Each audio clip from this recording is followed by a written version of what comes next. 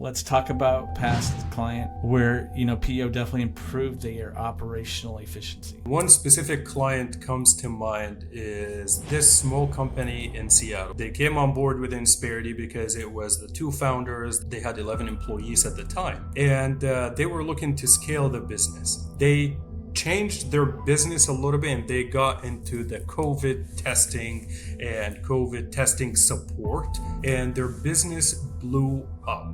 They went from 11 employees to about 450 employees in about 12 months. That's insane. The owner invited me to their Christmas holiday party that year, and she took me to the side and she said, "Mo, what Insperity did for us is helped us turn a lemonade stand into a lemonade factory. With the help of Insperity and the dedicated service team, along with the technology," she said, "there is no way we would have been able to do that if we were not with Insperity." Building a legacy starts with the bold decision to take a leap of faith. Behind every empire lies a foundation of grit, willpower, and the courage to take big risks. Welcome to Entrepreneurship Unlocked, where world shakers in the business world gather to share their stories. We're diving deep into the mindset of the modern entrepreneur to show you exactly what it takes to become truly unlocked. Join us in the pursuit of excellence with your host, Seth Rudin. This is Entrepreneurship Unlocked. Welcome back to another episode of Entrepreneurship Unlocked. My name is Seth Rudin, and I am lucky today. I have Mo here. He will say his full name. He is a certified business performance advisor with Insperity, and he partners with business owners to help them become more strategic, to grow faster and better, and make more money. He has over 10 years of experience in HR and business solutions, and I have found truly with my own customers, he brings a real-world insight to his leaders and helps them solve challenges and drive sustainable growth. Mo, would you like to introduce yourself? Absolutely. Thank you, Seth. Really happy to be here. Big fan of Entrepreneurship Unlocked. I think for the past few months, it's been the go-to podcast. Anytime I'm driving or I'm going for a walk with my dog, that's what I'm listening to. So thank you for doing that. Thank you for all the great episodes and knowledge that you share here with the business community. My name is Muhammad Saleh Abdullah Saleh Talib Abul Basal, but I do go by Mo. It's a lot easier for most people I meet. And I get the opportunity to work with a lot of small and mid-sized business owners here in the Pacific Northwest, and really happy to be with you today and bring some value to the listeners and the audience. We are glad to have you. Again, I'm Seth Rudin. I'm to business brokerage M&A across the West Coast from Washington, Oregon, and now California. Obviously, you can follow me on the various channels. We're going to get right into it. First, what is PEO, Mo? PEO is Professional Employer Organization. We go by PEO for short. And I might be a little biased because I've been in the industry for a long time, and I think it's the best thing since sliced bread. And to just give you the 50,000 foot overview of what a PEO is, it's a legally defined co-employment partnership where the client company retains the direction and control of their business. And the PEO assumes the administrative, employer-related responsibilities and liabilities so the business owner and the team can stay focused on their core competencies and the things that they do a good job at. Excellent. Are there any real-life examples you can walk someone through? Plenty. Like I mentioned earlier, I've been in this space for over a decade, and I've talked to thousands of business owners. And Seth, when it comes to running a business or starting a business, and you know this better than anybody else, when somebody starts a business, you start a business because you have a product, you have a service, you have a passion or a dream that you want to bring to the market. You don't start a business because you want to be an employer and deal with payroll taxes, benefits, and compliance, and so on and so forth. These things don't generate any revenue for your business. They take a lot of time to take care of, and they expose you to liability. So as a business owner, you outsource these non-core competencies in your business to people who are really, really good at it. That's the core competency of theirs, so you can stay focused on what you're really good at. And I know we have a lot of things to talk about in today's conversation, so I don't want to get ahead of myself, but yeah, I've worked with hundreds of businesses, and I can give you so many examples of how much of an impact the PO service model makes on the small businesses. And Seth, when you think about it, the small business world and a lot of the businesses that you I talk to, Whether you have 15, 20, 30, 40, 50 employees, oftentimes what we see, these businesses don't have a dedicated HR person in-house. Oftentimes, it's a side dish for somebody who has no business in doing it. It's the owner, it's the CFO, it's the office manager, somebody's nephew or niece is dealing with these things. And that's where the PO service model fits like a glove and brings a lot of value to those clients. 100%. And for those smaller companies or others who choose to do it, they are so happy when they take off these repetitive tasks off their plate and give it to somebody who can let them now work on the business than in the business. But I'm sure you're going to touch on that for some reason. What is the value proposition? I have meet with all these business owners. What is that value proposition you bring to them? So the value proposition is exactly what we were just talking about, is we're going to take on all these administrative, non-revenue generating tasks in your business, provide you with enterprise level HR infrastructure for that handles your employee lifecycle from hire to retire and everything in between. A lot of the small businesses I talk to, you're using 3, 4, 5, sometimes even north of 10 systems and platforms to handle your employee lifecycle. You're using one system for payroll, another system for benefit administration. You work for, you work with a benefit broker to provide benefits for your employees, another broker for your property and casualty, and another system for training and development, performance reviews. The list goes on and on. These systems oftentimes do not integrate. They don't talk to each other. You have so many different renewals, so many different teams that you're working with. It makes it hard, especially for the employees. If I want to look at my paychecks, I have to log into one system. If I want to look at my 401k, I have to log into this other system. And if I want to add my dependents on the benefits, it's a different system. So for the business owner and the employees, we put all of that stuff in one platform. We give you one team of professionals that you work with. It improves your employee lifecycle. It improves the employee experience. And as a business owner, you get rid of a lot of the systems, the non-integrated platforms that you have, and you just have one place for everything that has to do with your employees. It saves them time and improves the life cycle of their employees, which is going to translate into happier employees, more productive employees that are going to take care of the customers, and the customers are going to take care of the bottom line. Excellent. I'm sure you have many conversations, and I'm talking to people I've heard of when I'm talking to some of my prospects or clients. They seem to have some misperceptions of what PEO really is. Can you shed some light on that? Yeah.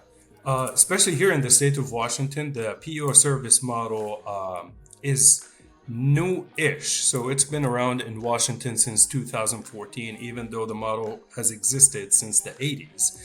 And some of the misconceptions that I hear all the time is, number one, I'm going to lose control over my business if I, partner with a PEO through the co-employment model. Number two is it's going to replace my staff. If I have somebody doing HR for me, this is going to replace them. And last but not least, and I think the most important one, is people are afraid of it because they think it's going to lock them into this service model. It's going to be really hard to get out of, and that simply could not be furthest from the truth. So when it comes to the first one, the control of the business, I argue it gives a business owner even more control, because right now you have employees. Do you have any control whether employees are getting along, or if there is a lawsuit that comes up, or if there's an employee relation issue? You don't have any control over these things. These things come up. So if you're partnering with a PEO is going to bring the expertise, because we've done this for 4 decades. We're going to help protect you and protect your business. And the PEO has nothing to do with anything business related. So you decide who to hire, who to fire, what they do on a day-to-day basis, how much we pay them, everything business related, that's on you. The PEO simply becomes the back office administrator that takes care of all these administrative functions on your behalf, so you can stay focused on the things that actually matter. Now, the other one, the long-term contracts and being locked in for a long time, I'm going to speak for Insperity where I work. We are so confident in what we do that it's a month-to-month agreement. We have a client service agreement that we sign with the client when we bring them on board. But there are no contracts. They can leave at any point in time with a 30-day notice, with no penalties, no exit fees, no termination fees, or anything along these lines. And to me, I see this as we have to earn your business every single month, because every single month you have the option of leaving. Now, last but not least, about replacing your HR people. So if we go, up market a little bit, which I have clients that have 300, 400, and 500 employees, and oftentimes they do have internal HR presence. But Seth, when you think about HR, oftentimes we think about it in 3 different levels. Level 1 is administrative HR. This is processing payroll every 2 weeks, benefit open enrollment once a year. These are just complete transactions that have to happen at your company. And they don't generate any revenue, and it's just a complete administrative transaction. Now, the second level of HR is reactive HR. We had an employee relation issue. We have a lawsuit. We have a workers' comp claim that came up. Now we have to drop everything that we're doing. We need to react to what just happened. The third level of HR is the proactive and strategic HR. This is our culture. This is how do we attract, retain, maintain, develop, and reward top talent? How do we train our employees? How do we upskill them? And these are the things that actually make a difference in the business. So when it comes to these bigger clients that I work with that have internal HR presence, I've never met anybody in HR who told me I got in HR because I want to be in the administrative or the reactive side of HR. They get in HR because they care about people. They want to help people grow and thrive. So the PO service model is going to take care of the administrative side of HR, the reactive side of HR, and give them the tools and resources and expertise to focus on the proactive and strategic side of HR, by attracting and retaining talent, training and development, and the things that actually make a difference on the business. That's fantastic. There's so much here to peel or unpack. I got a 25% manufacturing shop. I'm making good money, but I don't need HR on a regular basis. I want to hire 2 new people. How does that process work? Are you interviewing them? I'm interviewing them. Who does the paperwork for the offer letter? So you do everything pre-hire. So the interview process, 1, you get an HR team through Insperity. And we have a recruiting department, but that's not a part of the PO solution. It's an add-on that our clients can add if they want us to go headhunt, interview, and give them the top 2 or 3 talent that we come across. But in the standard PO service model, anything pre-hire is on you, because you know your team, you know your culture, you know who fits your culture. So you're going to conduct those interviews. Now you can work with your HR specialist that's assigned to you about interview questions, how to conduct it, how to stay out of, how to minimize any risks, because you're exposed to risk the minute you post a job online. So you can work with your expertise with the team that's assigned to you on making sure that you're doing the right thing in the interview process. But once you decide, okay, this is a candidate that we want to bring on board, you just hop on our Premier system. You put the basic information for that employee, name, title, address, how much you want to pay them. And you send them a link that Insperity is going to send, that's going to show up in their inbox. And that future employee is going to go in the system. They're going to onboard themselves. It's a step-by-step, and they're going to get the support from Insperity if they run into any issues during the onboarding process. So I get to choose who I want to hire. I get to, in the unfortunate situation, if I want to terminate them, I can. You'll handle the paperwork. That seems fair. Seems legit. I can have the benefits through you, or if I can procure it on my own, I can do that as well. And the monthly commitment, I'm sure there's a bunch of fixed costs that you're incurring to, secure on board and prepare your team to support a client, right? So, that's not an insignificant expense on either part, the customer, right? Or Insperity or whoever the party is. So that shows a lot of confidence in your ability to deliver, I think. Absolutely. And, you bring up the cost. The way I present the PO service model to the small business owners I talk to, because oftentimes they start bringing up some of the challenges that they have. Like in this scenario, we had an employee relation issue. They came to me and they complained to me, and so on and so forth.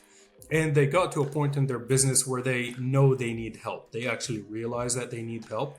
I presented to them as Insperity. You can put Insperity in place where we're gonna provide the technology. We're gonna take the federal, state, and local compliance requirements on your behalf. We're gonna improve your employee experience and provide them with better benefits and perks than you could on your own for less than it would cost you. to hire one HR generalist in-house. Wonderful. Tell me that's not a no-brainer. To me, it's a no-brainer. Just getting past the change and perception. If you get through those, you'll do great, right? So yeah. Let's dive into a couple of return on investment type questions. So I asked about some examples before. Let's talk about, you don't have to say the client by name, but a past client where, PEO definitely improved their operational efficiency. Yeah, I can probably give you hundreds, if not thousands of examples on this. And one specific client comes to mind is this small company in Seattle I started working with back in 2021. They came on board with Insperity because it was the two founders. They had 11 employees at the time, and they were looking to scale the business. And so we bring them on board. COVID happened. It was actually in 2020. I'm sorry. So it was early 2020 when we brought them on board. Then COVID happens.